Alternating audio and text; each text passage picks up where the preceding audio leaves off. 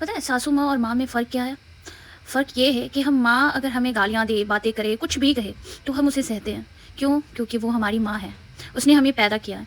इसी जगह सास अगर कुछ गलती होने पे भी अगर आपको डाँट दे तो आपको हर्ट होता है। क्यों? क्योंकि आप ये चीज़ फ़ील करके पहले से बैठे होते हो कि ये हमारी सास है, ये हमारे जीवन साथी की माँ है, ये जीवन साथी की माँ है, ना कि मेरी माँ है।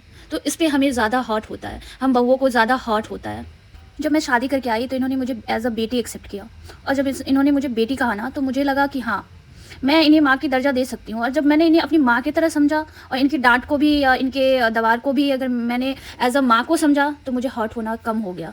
ये हर एक सास के लिए है कि पहले एक बार बहू को बेटी समझ के देखो। ज़ाहिर-सी बात है वो बेटी माँ आपको समझेगी और करेगी भी।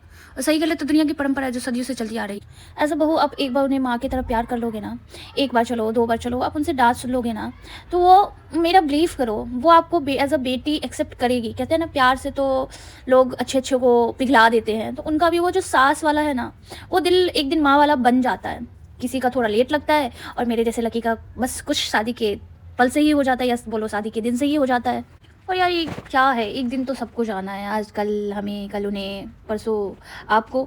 तो ये पल को एन्जॉय करो, यही एक दिन आएगा जब अपने बच्चों को, अपने बच्चे के बहू को आप सुनाओगे, तो अच्छी मेमोरी बना के रखो। नहीं कि मैं भी सुनूँ, ऐसा नहीं है मैं अपनी सास से अपनी उनकी सास के बारे नहीं सुनी। हमेशा हमेशा नाराज़गी मेमोरी क्यों बनाना, अच्छी मेमोरी बनाओ, अच्छी मेमोरी समेट कर रखो।